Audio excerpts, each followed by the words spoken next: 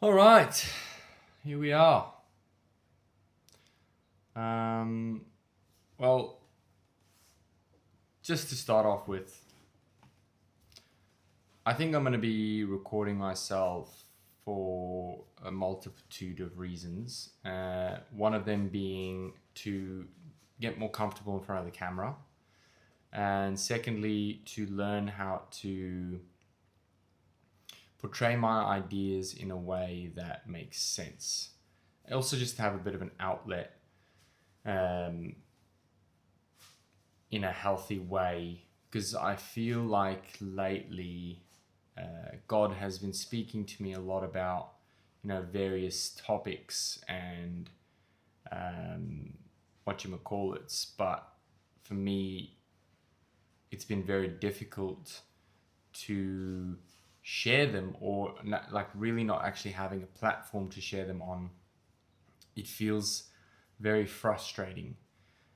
So what I'm going to actually try and do is be talking to the camera as much as I possibly can, just so that I can actually get, like I said, comfortable in front of the camera, but also, I want to learn how to look into the lens, when to pause, when to exaggerate, when to use my hands, because I do use my hands a lot, and I think they can be good to be used, but also if used too much, it can be quite um, distracting from what I'm trying to say.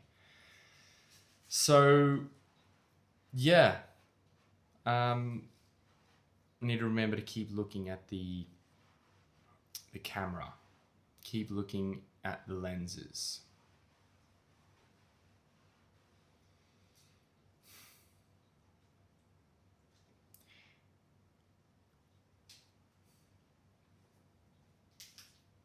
Hello, I'm just recording myself. Nice. He's tenacious, but very lightly. Wat bigger tenacity? Don't even know what the word means. Tenacity. Why is tenacity important?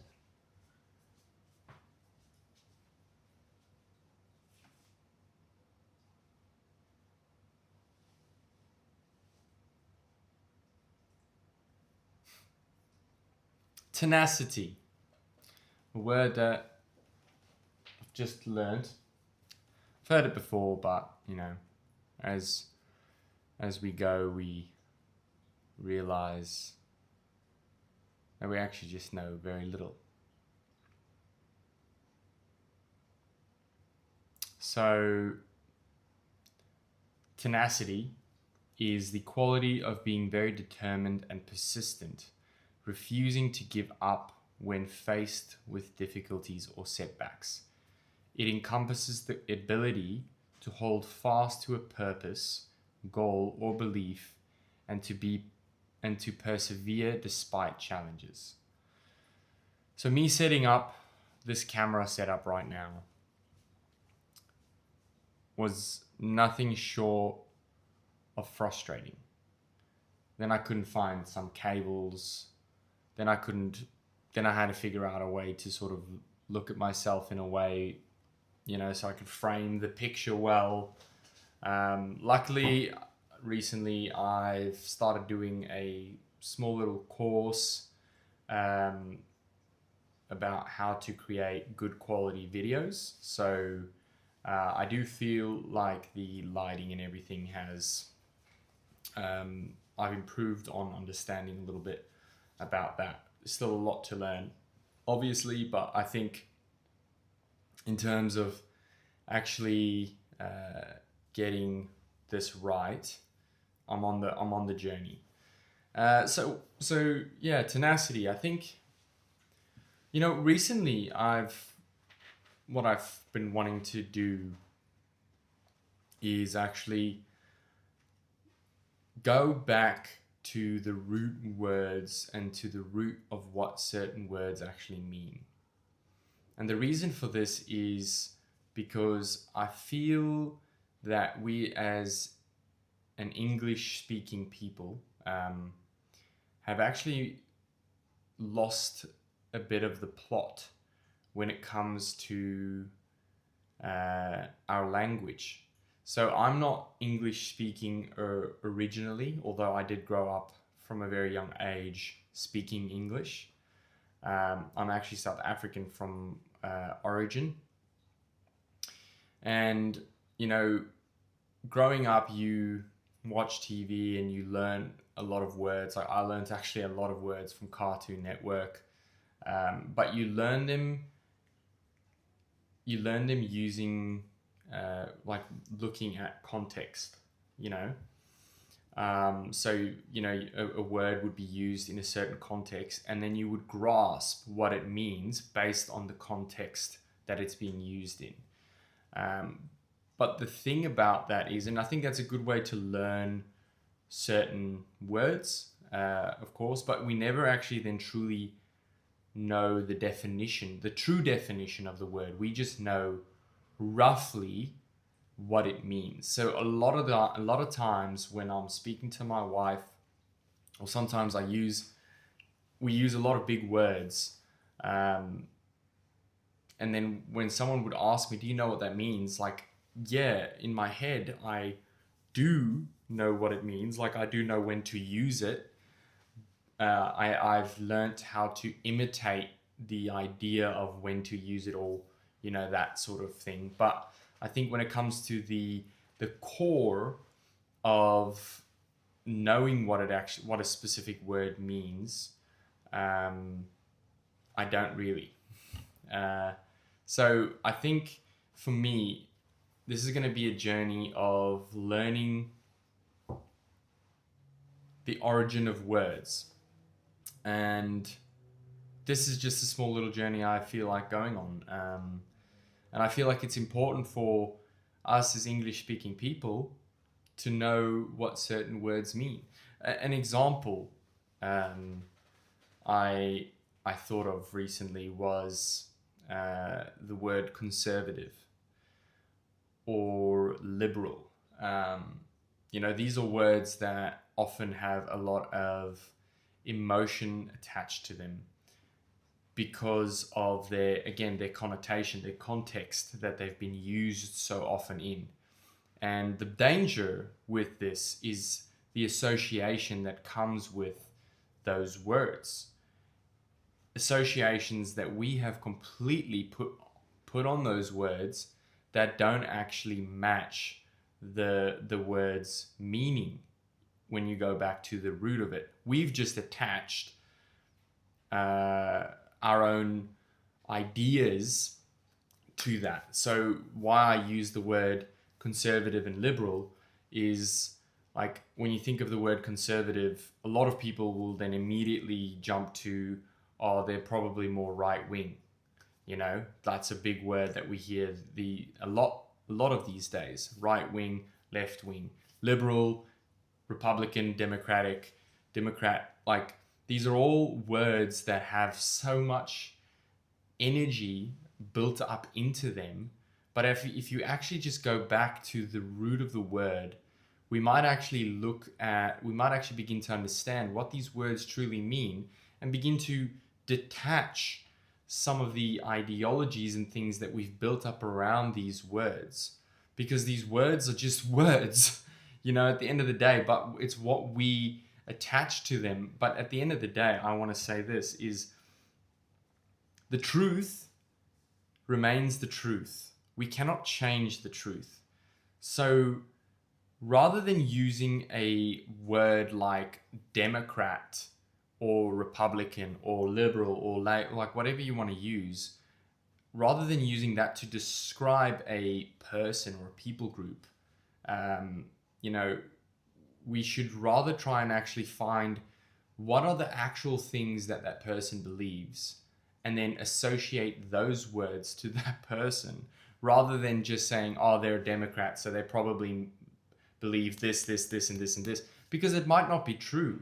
And the problem with this thinking is it actually creates so much division between people, and then we start creating false narratives about people without actually truly knowing them. And this just creates so much division in the world. I see it so often. And I actually have think quite a lot about this, because part of my heart, and what I believe God has called me to, is part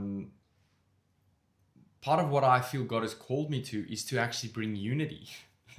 Funny enough, is to actually bring people together. You know, I often talk to my wife about this, and as you can see, I talk to my wife a lot. That's a good thing. But I say, like, when I was growing up, I almost felt like the glue in my friend group. And why I say that is whenever I wasn't there, or for example, when I moved to Australia, my friend group, who had been friends all throughout high school, and yeah, this happens, but like all throughout high school, that like, and I'm talking like we were seeing each other every weekend, we were spending so much time together. All of a sudden, these guys just stopped hanging out. But then every time I went back to South Africa, uh, the group of guys, it was almost be like the Avengers. We would reassemble, and then we would, go and wreak havoc on town and do all of our fun friend things and stuff like that. But like, that is to me what I feel called to do. I feel called to bring people together, and I feel like it's a natural thing I could do. I can naturally go into a room and try and find ways to bring people together. I like to include people into conversations. I like to include people into whatever it is that's going on. And it probably is because I myself, growing up, felt like a bit of an outsider everywhere. But anyway, I digress. So bringing people together. So I think when we start using words like democratic or Republican or this or that, these words are so dangerous. And I think it's so necessary in today's political climate and political world to actually go back to the root, go back to the core of what people are saying and what people are doing, and what these words mean, because at the end of the day, that is the true definition of what they are. Don't bunch people up into a people group just because of something that they might wear or something that they might say, because we as humans, we're so much more complex than just these ideas that we sometimes think about. I often think about it like this, and this is one way I like to actually practice. I like to practice this in my own life. Whenever I really struggle to see eye to eye with someone, I try and imagine what they went through, maybe to become who they are. People become who they are gradually. No one's born evil. No one is born with a bad heart. Everyone's born blank slate, same way, different circumstances, but everyone's born blank slate. And I think the difficulty is we how do I say it? We then associate that person's identity with certain actions, and that's very common, And I think there is definitely room for that, but I believe that we as Christians should try and, let me word this correctly. I believe we as Christians should learn our own identity so much and become so saturated with love that other people's actions just don't really draw us out of that love.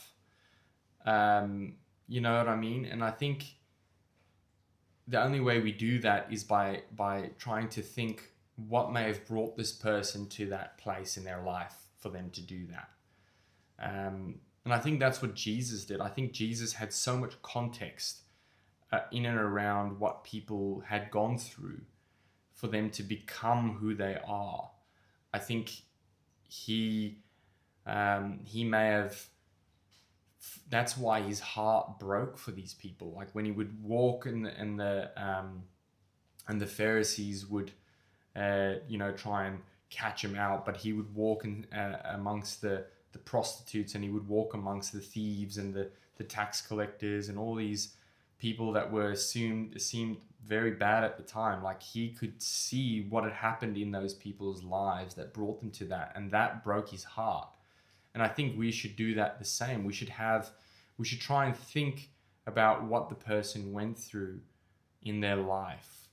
And that's so important to understand that, because when we understand that, we begin to realize that everyone has a story. And this is what I wanted to say earlier. I like to practice this idea of imagining what their life would have been like had it been in a movie. You know, there's true stories that are always so touching when we watch someone's biography or autobiography on TV.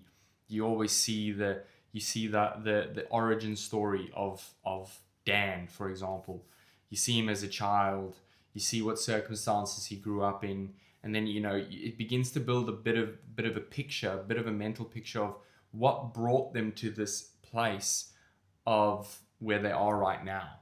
And I think I want to begin to practice, and I'm preaching to the choir here. Like I'm actively trying to do this more often, and it's a difficult one.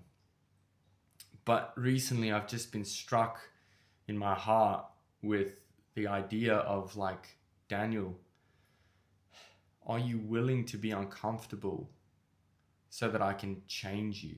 Daniel, are you willing to be shaped by my hands into what I need you to become and what this world needs? And it's so painful. It's so painful being shaped, because sometimes we like the shape that we were in before, and sometimes we fall in love with a certain season because that's when everything felt right. But I think that the call to being a Christian is to be soft-hearted and have a soft heart, so that we can always be shaped into what this world needs, because we're not here for ourselves. Once we're saved, guys, we're not here for ourselves anymore. It's then the overflow, like Jesus speaks about, like the well that never runs dry. Like we then become an extension of that well that should never run dry, and it's our hearts that should be breaking for the people around us, so that we can actually be God's hands and feet on this earth, so that he can touch them.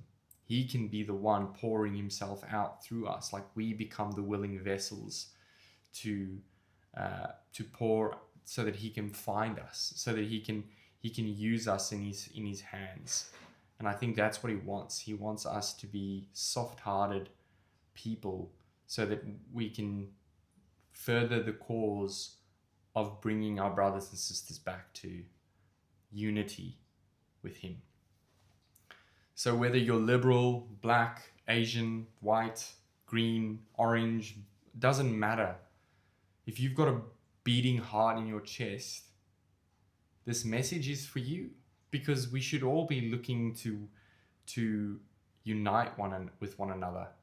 In unity, and it says in the Bible, it says in God's word, that where there is unity, God commands a blessing. So I really just want to encourage people that unity is so important, so much more important. And I think us Christians need to really know this, because unity in the world is what we should all be fighting for, not division. not because you're Republican, not because you're Democratic, not because you're a liberal, not because you're Labour, not because you're black, not because you're white. At the end of the day, it says in the word, for neither Jew nor Gentile, for neither Roman nor Catholic, or whatever you want to call yourself. It doesn't matter, because Jesus Christ is the one who came to save us all. And that is the truest message of the gospel, is that it's not for a people group, it's not for a specific people group, it's for everyone. And yeah, I can probably keep talking for hours and hours about this, and I don't know, I probably should. But I think for now, that's probably enough. I would like to know. Yeah, I'm just gonna post this. This isn't about anyone else, really. But yeah, I think it's about coming back to the root. Coming back to the root of everything. Why do we? And you know, I when I went to Bible college, I got this award at the end, and this is always so a funny story for me to remember, because I never realized this about myself without other people around me. But I love asking questions. I am a serial question person, you know. I because I love learning. I love understanding how things operate in a deeper level. Don't just tell me the answer. Tell me why it operates that way, and what are the implications of it not working that way, and if it doesn't. Because at the end of the day, my brain is literally trying to look for how can this be united with everything. Because I believe that somehow, everything we are and everything we do, we are connected. You know, you got to believe this story. And this is for Christians again, but the story of we all started from one man. Let that see, the origin started as one.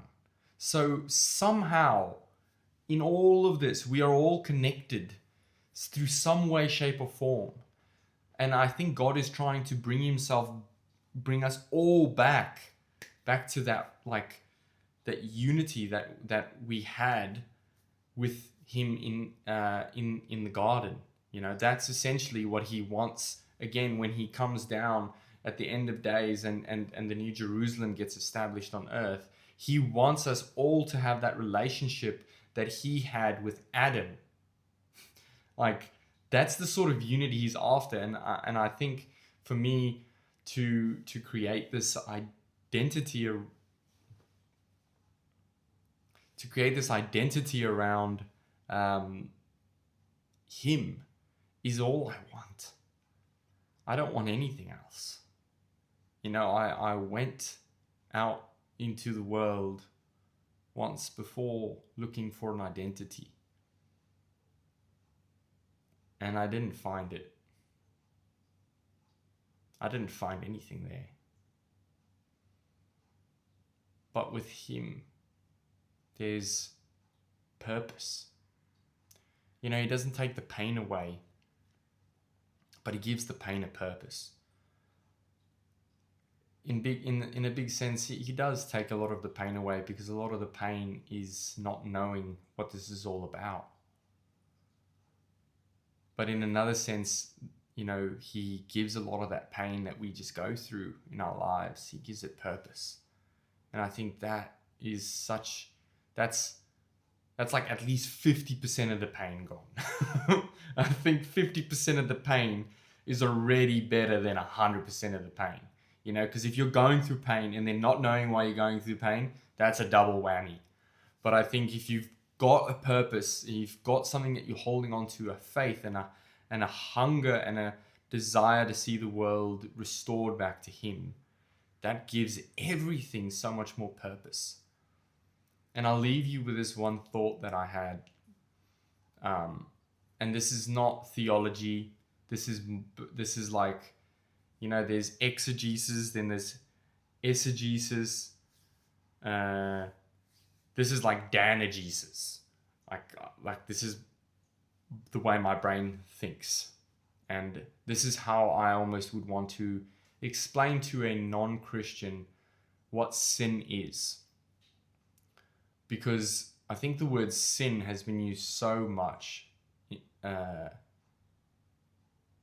has been misused so much. And I think the word sin is so important to understand. Again, origin. So the word sin means to miss the mark. All right? It's actually originally, it was a word used in archery. So an archer would shoot his arrow, and if he missed the mark, if he missed the target, they would give him, I don't know if they would score him a sin, but it's like, nah, Dan missed the mark, he sinned. So it's like the intention was to hit the target. There was an attempt made to hit the target, but he missed. So that's sin. So it's like when there's an attempt made to do something and the intention doesn't land, that's technically sin. And not sin in the biblical sense. This is just like what I'm trying to explain as the concept. So, and the way I would explain sin is almost like, so when sin entered the world, it was almost like trauma. Imagine the first sin was trauma. Trauma happened because there was, man had a need, all right? And the need was knowledge. And he thought that he would get the knowledge by eating the fruit, by disobeying what God said, all right? Because so trauma works like this, is but on the basic level. There's a need, the need doesn't get met. That need then, you then cope, you then find a way to fulfill that need, and it might not be a healthy way to fulfill it. But then when it's not processed, that need, that desire doesn't go away. That desire for that need doesn't go away. So we then find unhealthy coping mechanisms. All right? So that's sort of how trauma works. And then when it goes really deep, yeah, I probably explained that very roughly. But the idea is that with trauma is there's a need. Let me use an example. So, because there's two different, like trauma is a very broad word, and I think that one needs to be explored as well. But so essentially, there's a thing called PTSD, and then there's complex PTSD. It goes very intricate, but essentially all trauma is rooted in a lack of context. That's my interpretation. It's a lack of, it's something happening to someone and they don't have the mental capacity or processing power to really understand what's going on there. So the way I would explain it, and this is a brand new idea, like I'm still fleshing this out, so yeah, whatever. But how I almost see it working is like, all right, so trauma entered the world. So when man sin, missed the mark, he ate the apple, sin. So that's how trauma then entered the world. And ever since that moment, we've all just, like, humanity has just been trying their best to fulfill that need that God was meant to fulfill. to fulfill the need of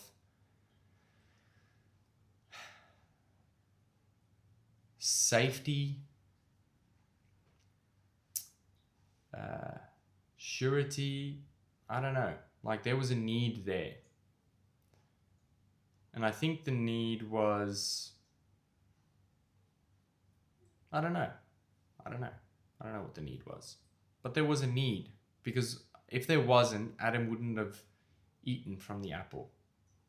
Or eaten the apple. Actually, there's deception and all that sort of stuff. So it goes. But the original... Actually, I've gone so off the plot. Yeah. Anyway. This was fun, actually. I definitely will do this again. I think I should be doing this more often. So what I'm going to do is every day, as much as I can, I'm going to